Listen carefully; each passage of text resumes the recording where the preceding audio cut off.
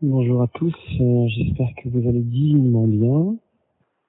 J'ai mon téléphone, je ne sais pas où poser ces mots autres que maintenant. Suite à mon premier podcast où j'exprimais que l'homme était censé devenir divin, c'est-à-dire laisser la place entièrement pour que le divin s'incarne, et pour ce faire, l'idée est vraiment de dépasser le personnage, de dépasser ce que je croyais être, de dépasser mon éducation, mes peurs, mes croyances, mes systèmes de pensée, mes schémas de pensée, mes systèmes de croyances, enfin dépasser l'intégralité de ce qui donne naissance encore à l'ego, tout simplement, pour laisser plus grand œuvrer à l'intérieur de nous, pour laisser vraiment ce savant mélange, ce doux mélange entre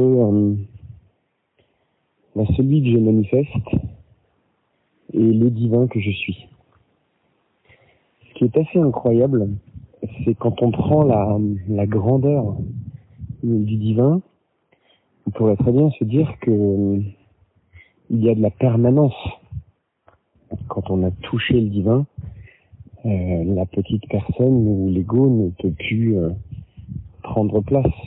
Là où c'est merveilleux avec notre libre arbitre, c'est que si je donne vie, si je crois à un seul de mes problèmes, et que, à la manière d'une boule de neige, ce problème prend de plus en plus d'ampleur parce que j'y crois, puis de plus en plus d'ampleur, à un moment donné, on revient dans notre mental et on n'a plus du tout accès à notre dimension divine.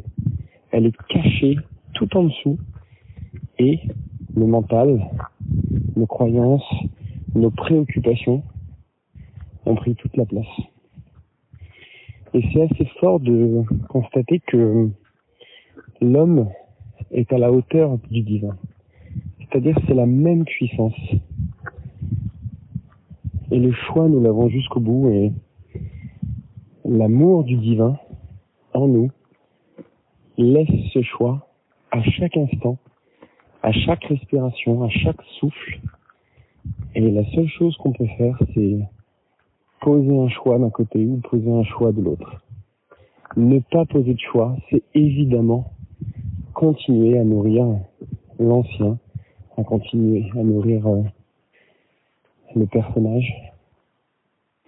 Et je voulais vous partager ça parce que je trouve que c'est assez fort.